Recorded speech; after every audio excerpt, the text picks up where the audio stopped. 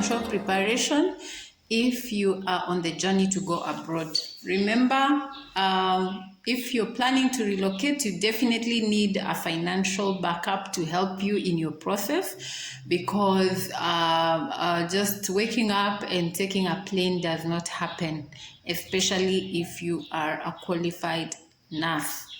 Now, number one, on financial planning, remember you are working in Kenya and you are going to be working under a new jurisdiction. Whichever country you have chosen to be your next career country, then that's a new jurisdiction. And remember, our profession or nurses are people who take care of health and people who take care of people whose lives are vulnerable. So for you to be accepted to work in the other country, you also have to show them that you are correctly educated and you are able to meet the kind of standards that they want. Okay? So we spoke about having your English done. Well, the English comes at a cost.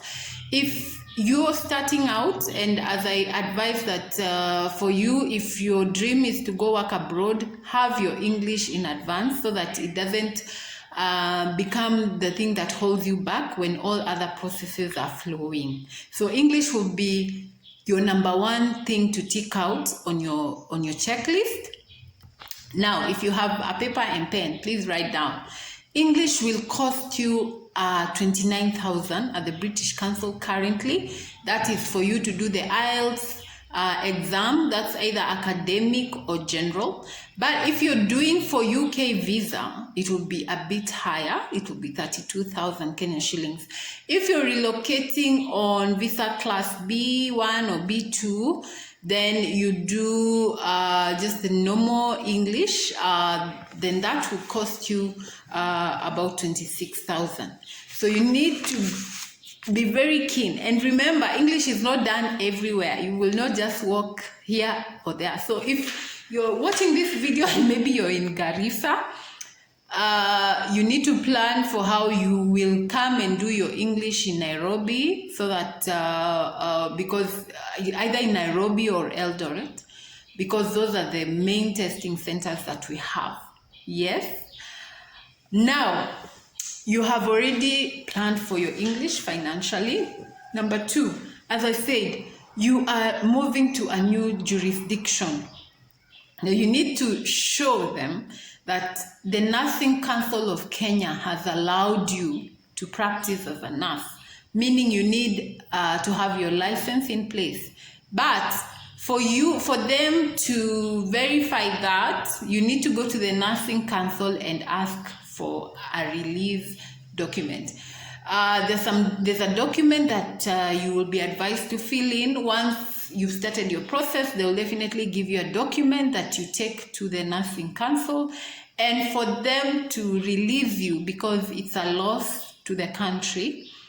We don't highly encourage you to move abroad, but since it's an opportunity for you to try and become better financially as well as better professionally, but we also urge, if you're going abroad, please come back. Once you have acquired, all that, come back and give us the skills back at home.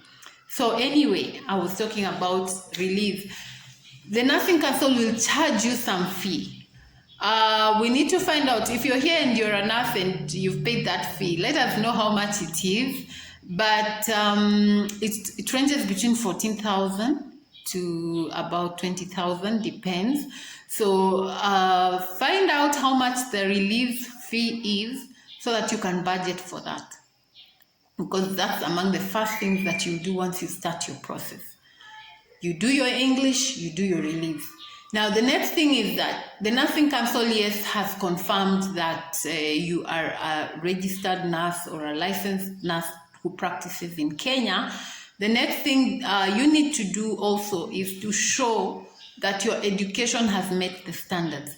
If you're going abroad anytime, if you're going abroad and you're looking for employment abroad, it will be wise for you to do something called credentialing of your education papers. When I say credentialing means what? Our standards are different in different countries, but there's a matchup that is done so that when you move from one system to another, they're able to say that you're able to meet a certain criteria according to their system. Yeah. So the different bodies that do credentialing, there's the World Education Service, which you pay a fee for them to check up your paperwork, and this process can take between 2 to 12 months. So if you want to do the journey on your own, you can start now. If you're already working, start now, meaning you're budgeting or you're planning to relocate. So you can have your papers evaluated, and that means you do first an application. You just go to the online and look for the website for credentialing of education, and you'll fill in a form. They will ask you to pay some money. Once you've paid the cash, they will send you a form, definitely, that you fill in, and they will advise you what to send to them. So most of the time that costs about 35,000 to 40,000 shillings for them to do that evaluation, and the process takes about 2 to 12 months. And please, as well, to avoid delays, do the right thing the first time, so that you don't have delays, because every time documents come back, that's a delay on your part. Every time documents come back, that's again an extra cost. Remember, you're the one footing the courier fees. Now, at this stage, probably you have joined a recruiting agency, which we highly recommend because it offloads you the burden of all those other charges. But if you're like, recruiting agencies are going to tie me down to one location and I want to go and work here and there, then you can do all these things on your own. Once you have your credentialing system, for the US system, go and look for a state where you want to work and apply to the Board of Nursing there. You apply online. Yes, you apply online. You have your papers, your credentialing certificates, you send them, and they will advise you if they are okay for you to work in their state. So once that happens, you will be advised now to prepare yourself to sit the NCLEX. The NCLEX is a general exam that's generally given to nurses who have been trained for the nursing career. It tests the ability of the nurse to critically take care of patients. So once the nursing board in the state that you have applied accepts your application to work with them, they will allow you to now go to the system that provides NCLEX exam. It's called the Pearson View. Pearson View are the guys who prepare the exams. And so when you go to their system, again, you have to pay for the exam. Now, this is for those who are doing this process on their own.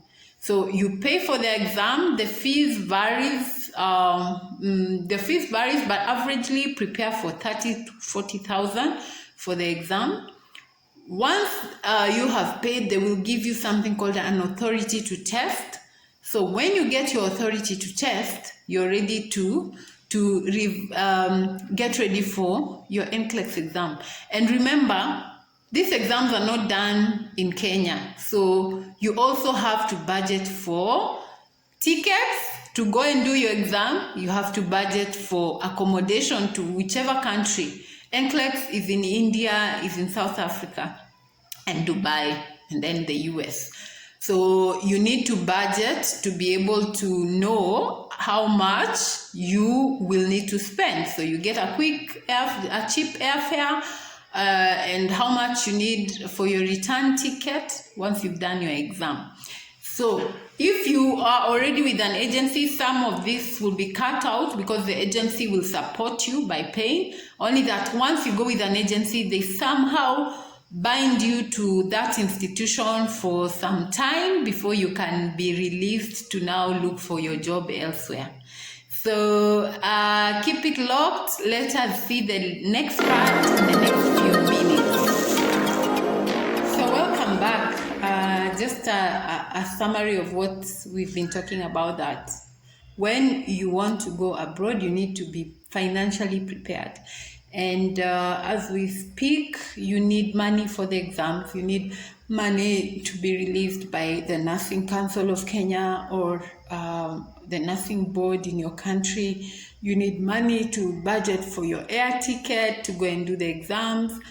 I want to compare a bit now. If you're doing the UK process, the UK process is a slightly let me just say easier. Once you have your English, you just go on and register to the Nursing and Midwifery Council UK website. You create your account there, and the best thing is that they actually guide you on what they need, and you pay some fees. And once your papers have been credentialed, and they will let you know if you qualify to proceed. And as you do this, you can look for a job, but there's an exam that you will do when you're in Kenya. It's called a CBT, or a computer-based test. If you pass that one, you can actually look for a job as you prepare to go. Once you reach UK, you will do an exam, which is a practical. They call them OSCEs. An OSCE is an observed structural clinical exam. So once you do your OSCE, you're able to now get into the system. There are some hospitals that will allow you to work before you, as you await your OSCE. So you sort of are working before registration. But once you do your OSCE, and remember, all these exams are paid for, so you also need that financial backing to have. Now, you have done your credentialing, you have paid for once if you're applying to go to the US, you have paid for your NCLEX exam, and now you're waiting, you have your ticket and airfare. So once you pass these exams, what next? You need to now start the visa processes. And applying for visa again will need money. Will need money depending on the kind of visas that you are applying for. So usually, if you are going to the United States, or you're going on a work visa, which you can convert once you stay there for some time. If you're going to Canada, again, you're going on a work-sponsored visa, which you can convert. And all these different visas cost money. And I challenge you now to go to the different countries' immigration websites and find out how much a visa will cost you. But it's to the tune of between 15,000 to 25 to 30,000, depending on the country, depending on the kind of visa that you are applying for. Yes, because you might decide to, you might, just get a green card and you're going on a family visa, but you had started your process. So it depends on the kind of visa. And remember, you're processing visa for yourself or for an individual. Then we have the medicals. Yes, before you fly out, you need to have completed and be certified as being medically fit. And we also have immunizations that are a must for you to have before you are allowed to go even to the visa, apply for the visa. You need all those certified and ready. So having your medicals, most of the medicals are done by the International Organization for Immigration, IOM, and the costs range, it depends on the needs, but there's a standard visa medical that you do, especially if you are working on relocation. You do the medical, and that will cost you again some money. So as I wind up this video, remember again, as you are moving abroad, you're either leaving your family or your loved ones behind for some time before they can join you, or you're going with them, but then again there's your mom, your dad, or your parents who depend on you. So usually we advise on a financial backup plan that you have, because your first 2 years are all about settling into a new environment. It may not be very easy, so you need, even back here as you leave, have some money so that the process is not, does not weigh you down too much. So the earlier you start saving for your relocation, the better. And the best news is that once you get there and you're settled into the system, you can always recover financially. This has been Judy. Thank you for joining me on my channel. I hope this information is helpful. If it is, please let me know in the comments, and share the video and subscribe, and reach us out if you're looking for IELTS examination help. We are here to guide you and to help you through the revision.